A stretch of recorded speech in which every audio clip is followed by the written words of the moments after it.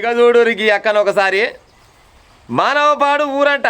ఈ అక్కని మానవపాడుకి వెళ్ళి గద్వాల జిల్లాకి ఇచ్చిర్రు. గద్వాలకి వెళ్ళి మళ్ళీ మానవపాడుకు నిన్న వస్తుంది. రాఖీల పండుగ ఉంది, తమ్మిడికి రాఖీ కట్టాలని వస్తుందంట. ఇంట్లోకి వెళ్ళి బయటికి వెళ్ళిన కానించి మొదలుకుంటే కుండపోత వార కొడుతుందట. వాగులు వంకలు మొత్తం ఏడికాడికి పొంగి పొరులుతున్నాయంట. అక్కడ బండ్లు ఇక్కడ పోయే కాలం లేదు, ఇక్కడ బండ్లు అక్కడ పోయే కాలం లేదు. ఎవ్వరు కూడా ఒక ఊరోళ్ళు ఒక ఊరికి వచ్చేది లేదని బోర్డు పెట్టిరంట. అష్టదిగ్బంధనం చేసినట్టు అయిపోయిందట. అయినా కానీ తన తమ్మినికి రాఖీల పండుగ నాడు రాఖీ కట్టాలి, వెనకకు మళ్ళాలనే ఆలోచనతోటి ఇక బయలుదేరుతా పోతుంది.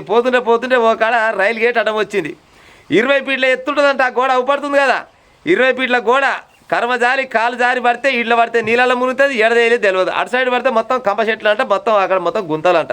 అయినా కానీ తన తమ్మిడి మీద ప్రేమతోటి రాఖీలు కడతానికి పోయి రాఖీ కట్టి వెనకకు వచ్చిందంట. చూడ అక్క మోచేతుల బలం ఉంటే మంచం కోలతోటి కూడా ఉరిగొచ్చనే సామెతని నిజం చేసినావు. నీకు దండం అక్క.